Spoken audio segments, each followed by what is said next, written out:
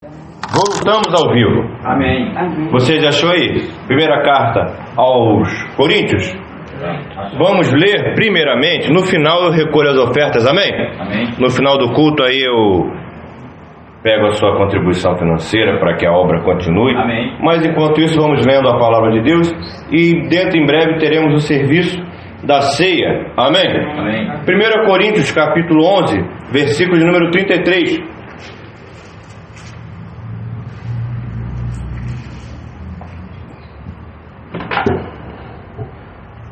Você achou? Podemos ler? Amém. A palavra de Deus diz assim, ó: assim, meus irmãos, quando vocês se reúnem para comer, esperem uns pelos outros. Se alguém tem fome, que come em casa, a fim de que vocês não se reúnam para juízo. Quanto às demais coisas, eu ordenarei quando for até aí. Amém? Feche seus olhos com sua cabeça. Pai querido, nós te louvamos, Senhor, te agradecemos pela tua graça, pela tua misericórdia. Queremos colocar diante de ti cada vida aqui estabelecida, Pai. Queremos te pedir pela vida do diácono Marcelão, da Rita, Maria, Diogo, Marli, Paulo Roberto, família Basílio, família Rodrigues, Miranda, Pimentel, Alexandre, Eric, família Souza, Rita e família, Luiz Henrique, pessoas que precisam de cura, de libertação, de salvação. Deus querido, em nome de Jesus Cristo, Pai, nós colocamos cada vida aqui estabelecida diante de Ti, Pai, para que o Senhor possa cumprir o Teu querer, o Teu efetuar e colocar da Tua destra sobre a vida de cada um. Pai querido, em nome de Jesus nós declaramos, Pai, que só o Senhor é Deus nesse lugar e desde já nós repreendemos todo ladrão da palavra, Pai, e fazemos isso em nome de Jesus, e você que crê, diga amém. Amém. Amém. Queridos, entenda bem que hoje nós estamos aqui na casa de Deus, nós estamos na presença do Deus a quem nós servimos, porque nós viemos fazer na casa dele algo especial na presença do nosso Deus. Se você não sabe, de repente caiu aqui de paraquedas, deixa eu te falar, hoje nós estamos aqui celebrando a Santa Ceia do Senhor. Nós estamos aqui na presença do nosso Deus para fazer algo especial que Deus entregou para nós. Entenda bem que Jesus Cristo, que esteve caminhando no nosso meio durante determinado período, fez alguns pedidos para mim, fez algum pedido para você, e esses pedidos são sempre concernentes e referentes ao reino que ele veio estabelecer nessa terra. Jesus pediu para que nós andássemos por aí pregando o evangelho a toda criatura, pediu para que nós andássemos por aí e para que onde nós fôssemos nós fizéssemos discípulos. Jesus nos fez inúmeros pedidos acerca do reino, que eu creio que eu e você temos mantido de pé na nossa vida e temos colocado isso como prática. Mas Jesus Cristo nos fez um pedido pessoal, queridos. Nos fez um pedido que nós celebrássemos esse momento que nós temos aqui em memória dele. Que nós quando estivéssemos reunidos na igreja, em comunhão e adoração, estivéssemos aqui bebendo e comendo aquilo que ele nos entregou, que foi a ceia, mas que quando nós estivéssemos fazendo isso, nós fizéssemos isso nos lembrando dele que está no nosso meio.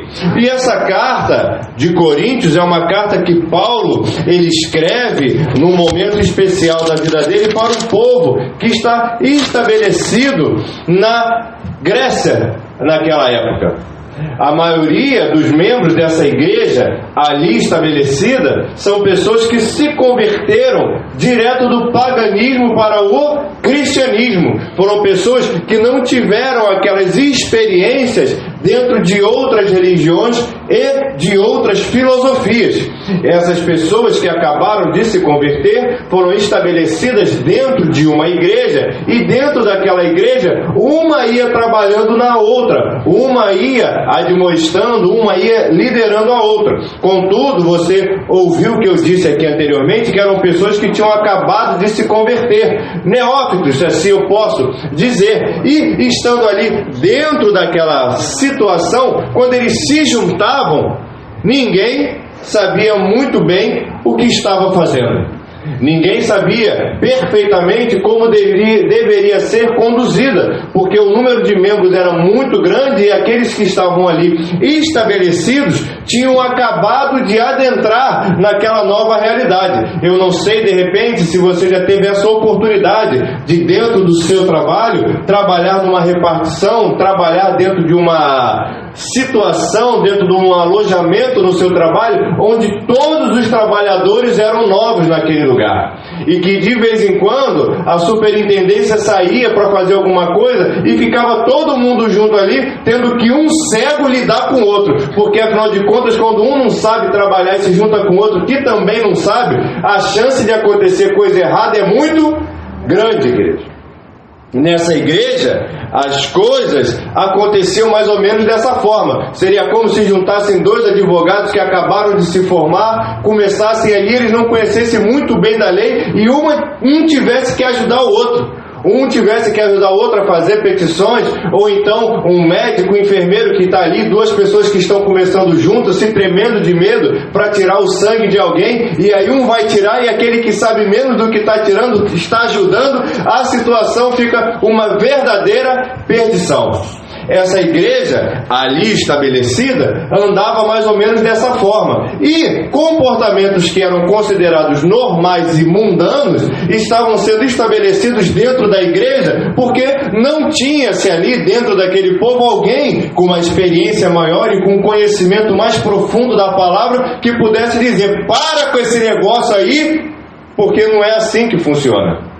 E Paulo, então, vendo o que estava acontecendo ali, ele escreve essa carta que nós lemos e que, basicamente, se você for ler na sua complexidade, na sua plenitude, você vai ver que ela fala basicamente do beabá do Evangelho acerca de uma organização dentro de uma igreja. Paulo, ele fala certas coisas nessa carta que você fala: não é possível que Paulo esteja falando isso.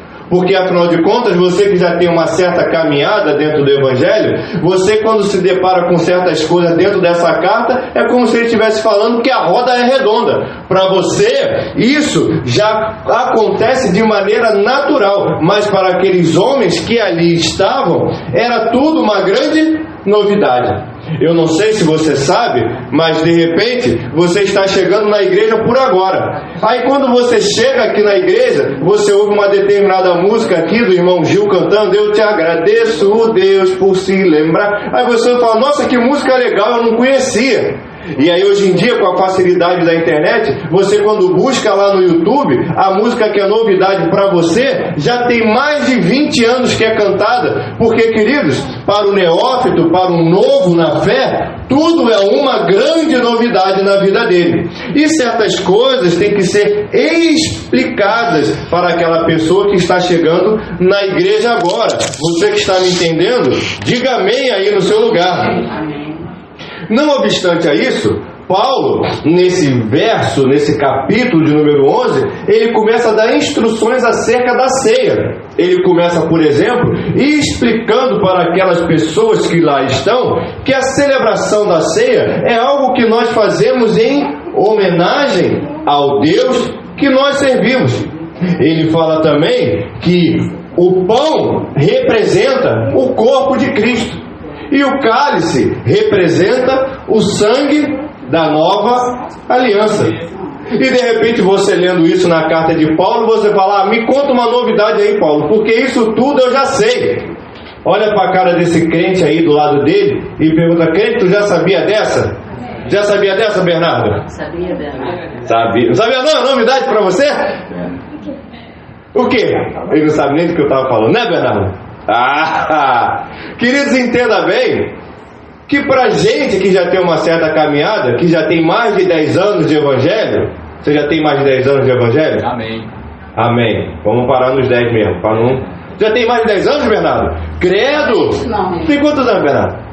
8. Tem 8, já tem mais do que... Tem 10 anos de Evangelho já. É mesmo. Caramba, viu? Nasceu ungido desde o ventre da mãe. Desde antes do ventre já está ungido. Amém. Queridos, entenda bem que aí Paulo vai falando. E a celebração da ceia naquela época, eles se reuniam para comer de verdade.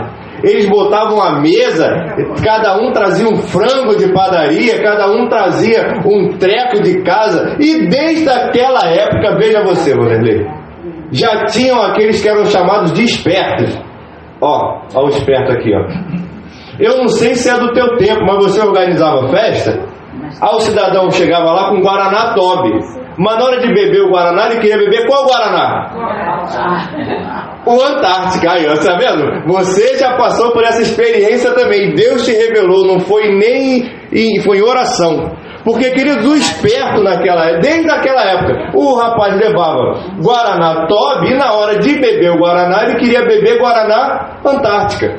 Não à toa, Paulo, ele faz aqui uma admoestação e ele faz aqui um direcionamento para aquele povo que estava naquele lugar. Você veja que 2000 anos se passaram, mas a história continua se repetindo nos dias de hoje.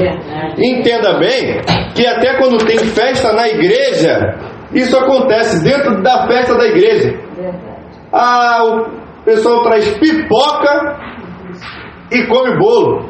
Aqui eu estou confessando meu pecado, porque entenda bem, queridos, que isso é um ponto natural e que se repete sobre as nossas vidas. Paulo, então, ele faz uma admoestação para aquele povo que você leu junto comigo. Quando vocês se reunirem para comer, espera pelos outros. E quando vocês forem se aproximar da mesa, vai com calma.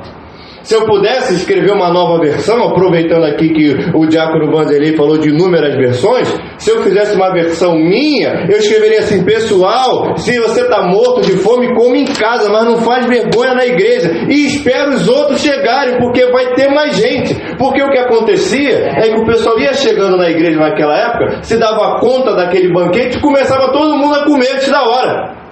Diga misericórdia aí. Misericórdia, Jesus. E além de tudo, Paulo fala: se alguém tem fome, não foi o senhor que está falando, não é Paulo, come em casa, a fim de que vocês não se reúnam para ter confusão.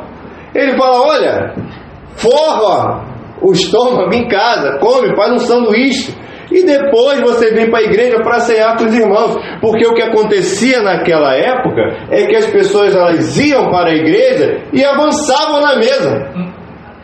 Teve um que fez porque, querido, tinha um pessoal que ficava igual a lua em volta da terra, assim, ó, igual um satélite, não saía de volta da mesa, ficava ali rodando na mesa. Falava: credo, gente, é rotativo esse negócio aqui. Sai de pé da mesa porque tem mais gente para comer, meu Deus do céu. E Paulo não escreveu aqui, mas eu imagino que quando ia chegando perto do final, já chegava o irmão do potinho. Conhece o irmão do potinho? Que ele chega com... Você riu porque você conhece. A potinha agora. Naquela época lá, o cidadão já chegava com o quê? Com a sacola, chegava assim com a barra da roupa, assim, ó, bota aqui que eu levo para casa, porque devia ter um pessoal que levava ainda para casa a comida. E Paulo, então, ele admoesta aquelas pessoas: olha, vai devagar, porque não é assim que funciona. Paulo, ele diz que quando nós nos achegarmos à mesa, nós devemos chegar com calma, com parcimônia e com o entendimento de que nós estamos nesse lugar e naquele lugar, naquela época, para glorificar e exaltar o nome do Senhor. Porque, afinal de contas, você vê hoje até a igreja para fazer o quê? Para fazer o quê? Para ceiar e celebrar a ceia. Mas você geralmente vem à igreja para prestar culto a Deus. Amém. Entenda bem que você falou e completou a frase junto comigo, que você veio prestar culto a Deus. Amém. Você não veio até o lugar onde você veio para receber algo da parte do Deus a quem você serve. Você veio entregar o seu culto ao Deus que você serve. Você veio até a igreja para prestar a sua adoração ao Deus a quem você serve. Você veio até a casa do seu pai para ouvir aquilo que Deus tem para falar para você, mas principalmente para exaltar ao Deus a quem você serve. Amém. Quem presta, quem faz algo para alguém. Quem presta um culto, quem presta homenagem, faz isso para alguém. Você, quando vem até a igreja, naturalmente, que existe uma coisa que nós falamos hoje em dia, existe um verbo que nós usamos, que nós falamos que nós vamos até a casa de Deus para nos alimentarmos. Entenda que quando nós falamos isso, nós estamos falando acerca da palavra de Deus e de receber uma porção daquela palavra que sirva de alimento para a nossa alma, para o nosso espírito. Não à toa, nessa mesma carta, no capítulo 3, Paulo ele aborda a palavra de Deus, fazendo ali uma comparação com o alimento sólido e com o alimento líquido, a saber, o leite. Ele diz que o sólido é para aqueles que já têm uma certa experiência junto a Deus, e que o leite é para aqueles que são neófitos, para aqueles que são novos junto à palavra e ao convívio com o Espírito Santo de Deus. E naturalmente que nós dizemos isso quando nós estamos vindo até a igreja, que nós estamos vindo para nos alimentar. Mas, porém, contudo, todavia, trazendo isso que Paulo fala no final, de maneira natural, abordando se a chegar à mesa, nós podemos trazer isso para a nossa vida sobrenatural e nós podemos trazer isso para o nosso convívio com a palavra de Deus dentro da igreja. Você já deve ter ouvido, por exemplo, algumas pessoas que dizem certas vezes acerca de um determinado pastor ou acerca de uma determinada igreja que a palavra naquele lugar não me alimenta mais. A palavra daquele pastor não me alimenta mais. Ora, mas aí, queridos, nós estamos aqui vendo que Paulo ele não faz uma admoestação no natural que serve para o espiritual também. Que quando a gente se reúne para comer, a gente já tem que vir alimentado de casa, queridos. O que Paulo está falando de maneira natural, que nós podemos levar para o sobrenatural, é que igreja não é lugar de se alimentar na sua hipérbole da palavra, não é lugar que você vem para se alimentar na sua totalidade, porque o alimento que você consome é no seu devocional que você faz em casa, é no jejum que você faz no seu dia a dia, é na oração que você tem como hábito que você faz em casa. A leitura da palavra sua tem que ser feita diariamente na sua casa, queridos. Lugar de matar a fome, especificamente de Deus, é no nosso dia a dia. Porque se você deixar para se alimentar só quando você vem à igreja, você vai fazer vergonha. Igual Paulo fala aqui. Se alguém tem fome, que come em casa, a fim de que vocês não se reúnam para ter confusão, querido. Porque tem confusão onde não tem palavra de Deus. Se você deixar para tocar na palavra só quando você chega na igreja, você não está se alimentando. Porque o lugar de matar a fome é em casa. Na igreja você vem prestar culto. E aí, queridos, aqui, diferente de como Paulo foi, nós trazemos, por vezes, algumas coisas na nossa vida, algumas culturas que são referentes à realidade que nós vivemos antes. Hoje em dia, dentro da filosofia, que é a igreja protestante de Cristo, a igreja estabelecida aqui na terra, cujo você está presente, que você é lavado e remido no sangue do Cordeiro, e tem Jesus Cristo como seu Senhor e Salvador, você tem a oportunidade e o dever de ler a palavra em casa. Amém. Porque entenda bem que ao chegar nesse lugar, eu estou aqui pregando a palavra nessa noite e passando aqui determinados ensinamentos para você, para esse irmão que está do seu lado e para todos que aqui estão, mas naturalmente, se eu chegar aqui e falar que, por exemplo, que Paulo deixou essa carta escrita e que hoje em dia Paulo reencarnou na figura do diácono Beck, você, de maneira natural, você vai parar e vai falar: Só um minutinho, pastor. Ou no mínimo você fala, não vou voltar mais lá, porque o pastor está falando determinadas coisas que não estão na Bíblia. Bíblia essa que você leu aonde? Em casa. Você matou a sua fome, você se alimentou de maneira diária através do arroz e do feijão na sua casa. E aí quando você chegou aqui na igreja, você não estava mais com fome. E aí você pôde prestar um culto ao Deus que você serve. Porque prestar culto é você entregar algo para alguém, que no caso não sou eu, é o Deus a quem você serve. Se você deixar para se alimentar quando vier só para a igreja, vai ter briga na mesa. Porque vai ser o pessoal dando cotovelada para um lado, dando cotovelada para o outro, porque todo mundo quer comer e ninguém sabe a ordem certa. Diga amém aí. É assim, aí você de repente olha e fala, mas isso aí é o beabá. É o beabá, mas que precisa ser dito. É verdade. Porque de vez em quando o cristão ele esquece que hoje em dia era muito melhor quando nós íamos em determinados lugares que nós não tínhamos responsabilidade, porque a entidade estava lá falando pra gente, o que ela falava era verdade e pronto, acabou. Afinal de contas ela tem a chave do céu, eu não tenho. Ela tem o poder de perdoar os meus pecados e pronto, está muito bom. Mas aí vem Jesus Cristo e divide a porção de responsabilidade comigo, contigo e com esse irmão que está aí do seu lado. Aleluia, né, Bernardo? Glória a Deus. Aleluia.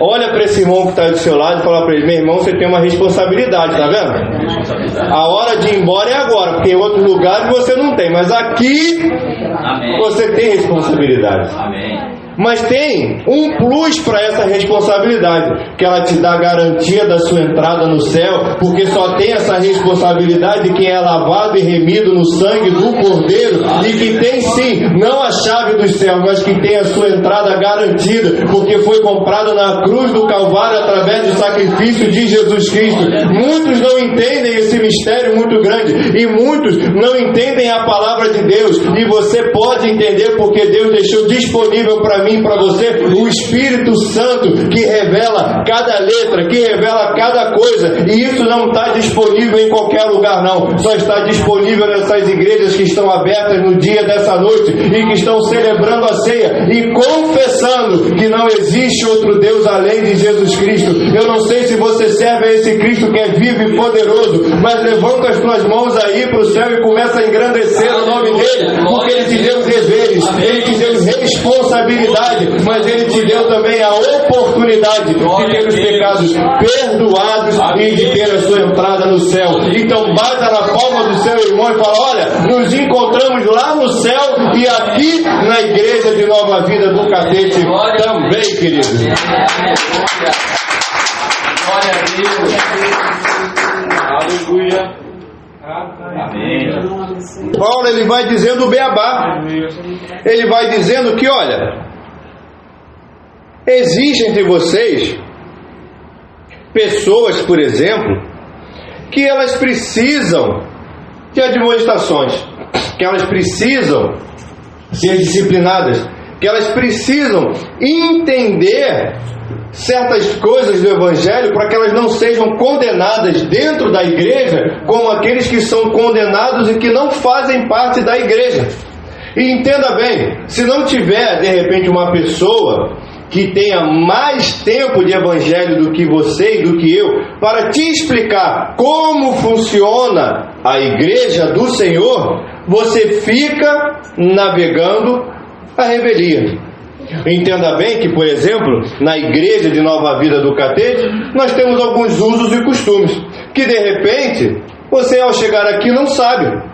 Você, por exemplo, hoje vai celebrar a ceia. Ao celebrar essa ceia, vai ter um irmão andando, distribuindo a bandeja com o cálice e o pão para você.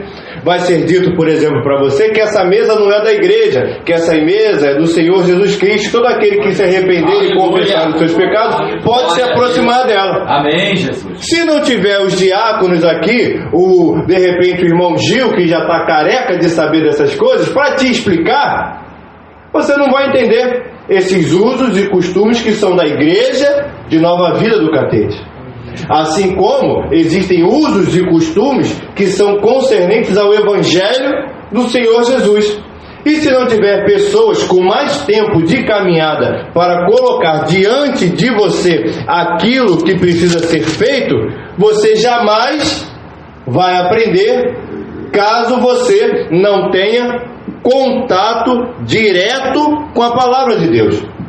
Contudo, eu posso te garantir que o tempo de leitura, de estudo, não tem como você abreviar.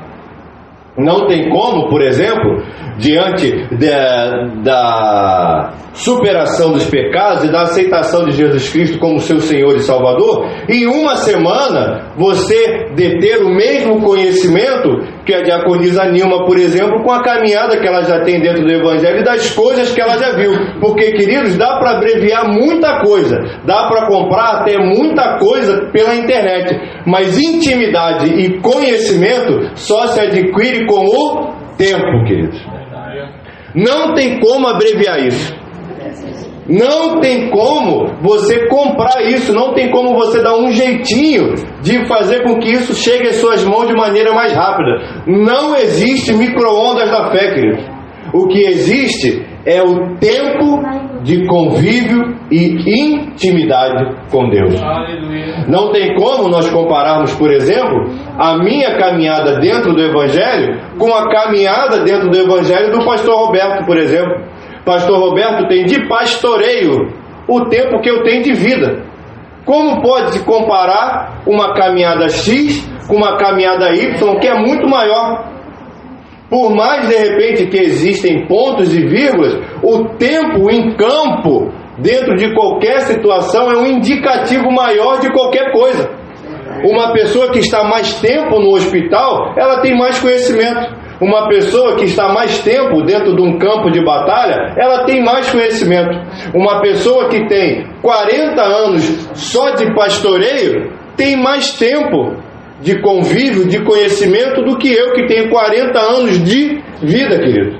Não adianta nós tentarmos abreviar determinadas coisas e passar o carro na frente dos bois, como dizem por aí. Nós temos que, pelo contrário, respeitar esse tipo de situação e nos colocarmos debaixo daquilo que está sendo colocado diante de nós, porque aquele conhecimento atingido é muito maior do que o conhecimento adquirido do tempo que você tem.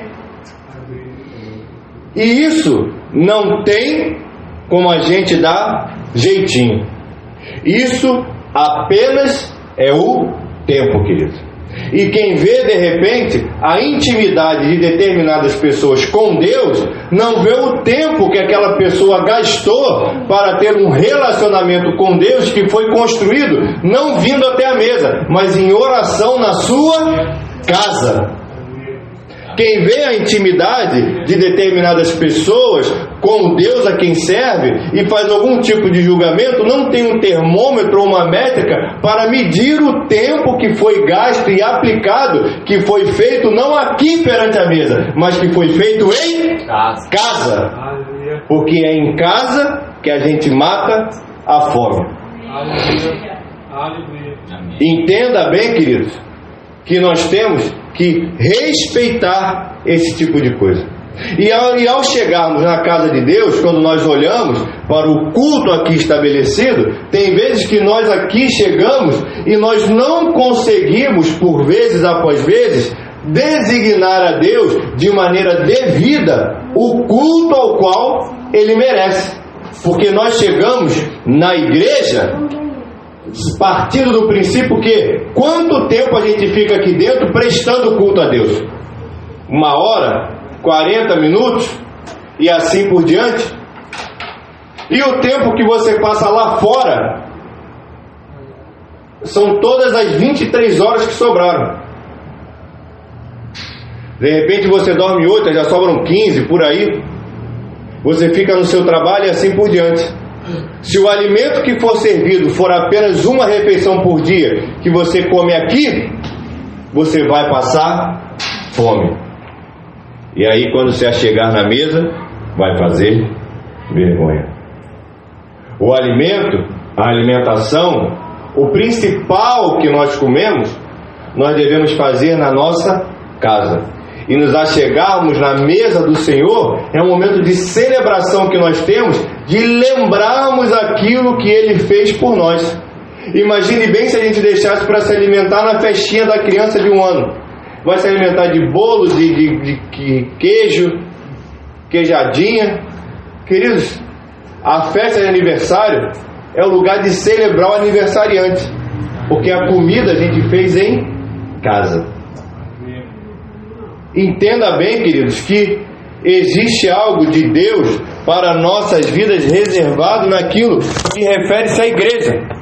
Natural que a igreja que nós temos é um lugar que nós temos, que ela serve, além de tudo, para que nós possamos estabelecer a nossa rede de amizade. Porque é essencial e crucial nós termos a nossa amizade relacionada com as pessoas que estão debaixo do mesmo convívio que eu tenho e que você tem. Porque se tendo convívio com as pessoas que têm a mesma realidade, Paulo já nos admoesta, falando que de vez em quando pode sair confusão, imagina nós termos amizade com aqueles que não estão debaixo da mesma realidade que nós. Nós, fatalmente, em algum momento, nós vamos ter algum tipo de conflito. Porque em algum determinado momento, você vai querer levar Guaraná Antártica e ele vai querer levar Toby. Pode ser que chegue um momento que vocês queiram tomar Coca-Cola. E aí o irmão queira tomar Bavária. Aí você fala, não, Bavária eu não tomo mais. Nem antigamente eu tomava Bavária, quem dirá agora que eu sou filho de Deus? Deus me livre e guarde, credo, cruz. Queridos, vai ter conflito, porque ele vai querer tico e você vai querer taco. E aí como é que vão andar juntos dois se não há concordância entre eles? Ah, mas eu quero tomar Bavária, mas eu não bebo mais cerveja. Como é que vai ser esse negócio agora? Vai ser sempre essa chatice quando a gente for sair? Se é para ser chatice, é melhor andar com quem bebe Guaraná Antártica que nem eu. É melhor andar junto com aquele que professa, que tem. Entenda bem, não estou falando aqui para que você vire o maior dos santos do mundo e comece a virar a cara para todo mundo que não é crente, porque aí tu vai andar sozinho mesmo, ainda vai sair com fama de antipático, né? E não vai conseguir evangelizar ninguém, que eu vou querer esse Cristo nada, depois que você virou crente, não fala mais comigo, vira a cara. Mas eu estou falando de andar junto. De andar junto mesmo, de ser amigão. Fica difícil, querido. Fica complicado, porque a coisa chega um determinado momento que as opiniões elas começam a ficar muito divergentes. As soluções que as pessoas dão para determinados tipos de problema já não serve mais para você. Diga amém, pelo amor de Deus. Amém. Amém, né, Bernardo? Você de repente está lá na escola, aí você fala, caramba, não sei nada da matéria. Aí chega o amiguinho e fala, cola. Aí você fala, tá doido? Não pode colar. Não pode colar, não vou colar não. Como é que você vai seguir aquele conselho? Aí você fica velho, casa, chega lá no seu trabalho, aí tá o pessoal lá falando das esposas. Você não, porque você não fala da sua esposa. Diz amém aí, querido. Amém. Só um pouquinho. Aí você chega lá, tá o pessoal falando da esposa, aí fala assim, quer saber de uma coisa? Hoje vamos dar uma esticada depois do serviço. Aí você, esse assunto aí vai dar zebra. Aí o cara, depois daqui a gente estica, vai para tal lugar. Aí você, isso aí vai dar zebra. Aí os caras, não, mas a gente consegue ficar casado esse tempo todo porque a gente vai nesse lugar e lá a gente se alimenta também. Aí você fala, não, mas espera aí, alimento é em casa. Olha lá. Querido, chega uma hora que começa a ficar meio complicado, que as esticadas depois do trabalho já não servem mais para você. Que o revigor do casamento, que as pessoas imperam, que as pessoas dizem que revigora o casamento, você fala, isso aí já não serve mais para mim. E aí começa a ficar difícil. E aí não tem jeito. Você tem que botar o pé fora daquele barco. E aí é melhor você fazer amizade com quem, quando você chegar para falar determinadas coisas, a pessoa fala assim: vamos orar porque isso aí vai passar. Vamos buscar a Deus porque isso aí vai ficar para trás através do sangue do Cordeiro, porque Ele fez assim, assim, assado na minha vida. Você não precisa se sujeitar e fazer determinadas coisas, porque isso não leva ninguém a lugar nenhum. É melhor nós arrumarmos amizades e convivência com aqueles que vão estender o braço para nos levantar, e não com aqueles que, vendo determinada situação, vão nos empurrar mais para baixo e fazer com que a gente se afunde mais na lama. Quando de repente estou passando por tal situação, abandona esse cara e vai procurar outro, tem tanto homem aí no mundo. Vai ser isso aí, vai dar zero. Porque, querido, dá até para desmanchar o casamento e arrumar outro marido, mas é só trocar de problema. É a verdade. Gol contra, né? Mas fazer o quê? Queridos, não adianta muito. Não adianta esses conselhos que são vazios, esses conselhos que, quando batem no nosso coração, não causam certo estranhamento e que entram em conflito com o Evangelho. Porque, afinal de contas, existe aquilo que Jesus Cristo falou para nós fazermos e existe aquilo que o mundo impera e que o mundo diz para que nós venhamos a fazer e que nós sabemos que entram em conflito com a fé que eu e que você professamos. Amém. Eu me recordo no passado, por exemplo, nem crente eu era, mas aqui no Rio de Janeiro podia ter bingo. Você é dessa época do bingo? Aqui no Rio? Tinha até um bingo aqui perto ali, que depois que fechou não foi mais nada. Mas na época o bingo era um lugar onde todo mundo queria trabalhar. Por que todo mundo queria trabalhar no bingo? Porque tinha gorjeta e porque era mais fácil de roubar. Era fácil de roubar, porque, vou contar aqui, você apaga depois da sua memória. Mas no bingo, antigamente, não é do seu tempo, tinham as apostas que tinham lá de cartela, que era tudo cartela de R$2. Cartela de R$2. Ficava uma hora só cartela de R$2. E cada jogo de bingo era voado. Bingo, acabou. Bingo, acabou. Aí o que o pessoal fazia? Pegava aquele monte de R$2, que já levava trocado, e deixava em cima da mesa. E conforme um jogo acabava e começava outro, ficava o narrador lá, que parecia o narrador de palio. Vai começar a próxima rodada, você que tem R$2, chama aí o cara na sua mesa que ele vai trocar pra você, não sei o que lá, vende uma cartela aí, e todo mundo vai R$2, e você ia trocando cartela, era um cartela pro cara aqui, quando você passava pela mesa, cheio de nota de R$2, você fazia o quê?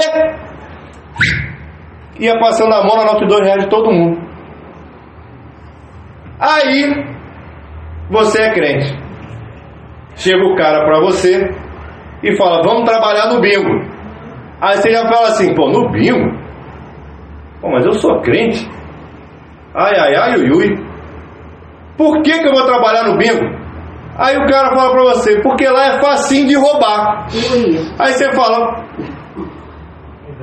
vai dar zebra isso aí, cara. Vai dar zebra, porque afinal de contas eu sou crente. Amém. Como é que eu vou fazer esse negócio?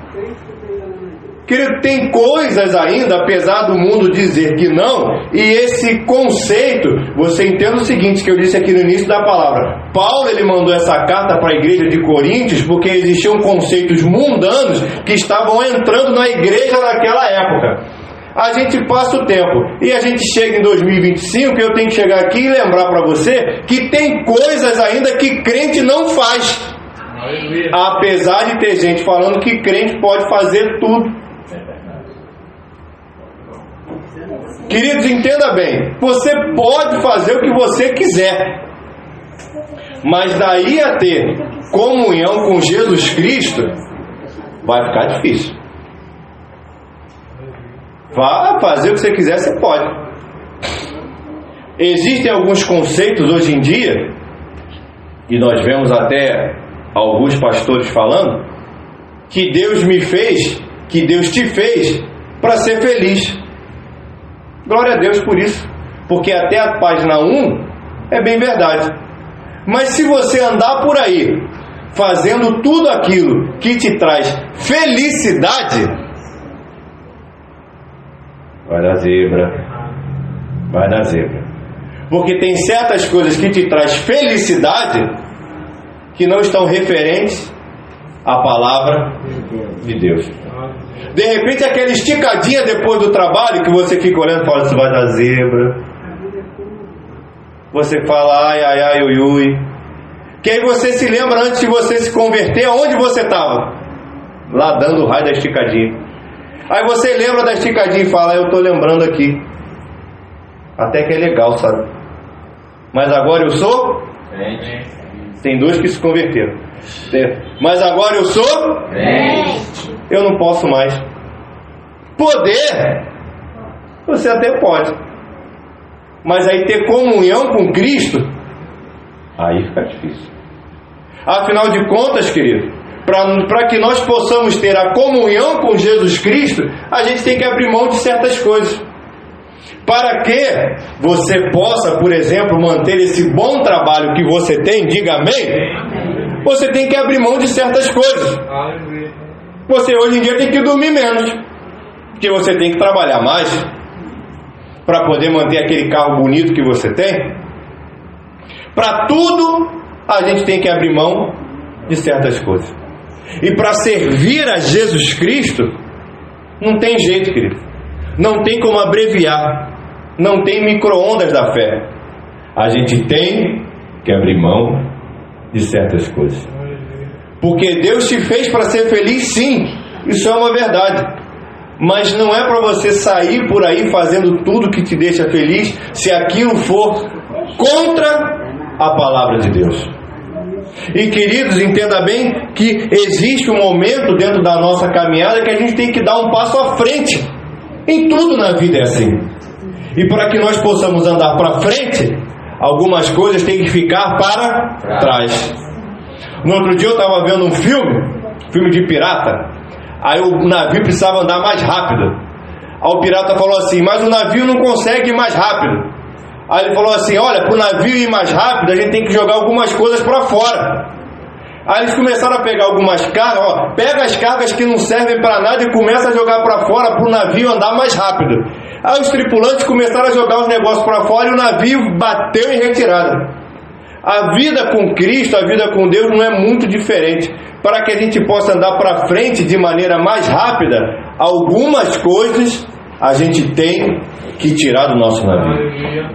E aí, queridos, nessa noite que nós estamos aqui na presença do Deus a quem nós servimos, para celebrar e fazer aquilo que Ele deixou para nós, para que nós fizéssemos em memória, porque afinal de contas você se alimentou em casa. Aqui você veio celebrar ao Deus a quem você serve. Nessa noite que nós estamos aqui, que nossos irmãos vão servir os elementos para você, que você possa celebrar a esse Deus com todo o entendimento. E que nesse novo mês que se inicia, vocês possam deixar para trás, que eu possa deixar para trás, que o Bernardo, pequenininho do jeito que é, possa deixar algumas coisas para trás, para que ele possa se aproximar mais de Jesus Cristo, porque Jesus Cristo está te dando uma nova oportunidade nessa noite de prestar um culto agradável a Ele e de você fazer isso em memória dEle. Então receba aí os elementos no seu lugar, glorificando e exaltando ao Senhor,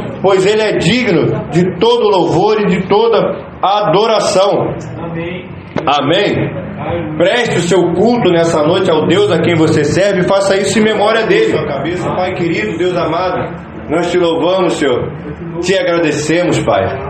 Nós, Senhor, estamos na tua presença mais uma vez, Pai, fazendo isso que nós estamos fazendo, Pai, em memória de ti, Senhor. Estamos aqui celebrando a ceia, Pai. Estamos aqui, Pai, deixando para trás o que para trás passou. Amém. E prosseguindo para o alvo que é Jesus Cristo, Pai. Deus querido, nós te louvamos, Pai. Nós te agradecemos pela tua graça, pela tua misericórdia, Pai. E Deus querido, estamos aqui diante de ti, Pai, te agradecendo, Pai. Estamos aqui diante de ti, Pai, com esse, Pai, pedaço de pão que simboliza o teu corpo, Pai. Corpo moído na cruz do Calvário, Pai. Corpo, Pai, que foi, Senhor, transpassado, Senhor, para que nós pudéssemos ter o perdão pelos nossos pecados, Pai. A Ti nós damos graça em nome de Jesus, e poder participar do pão.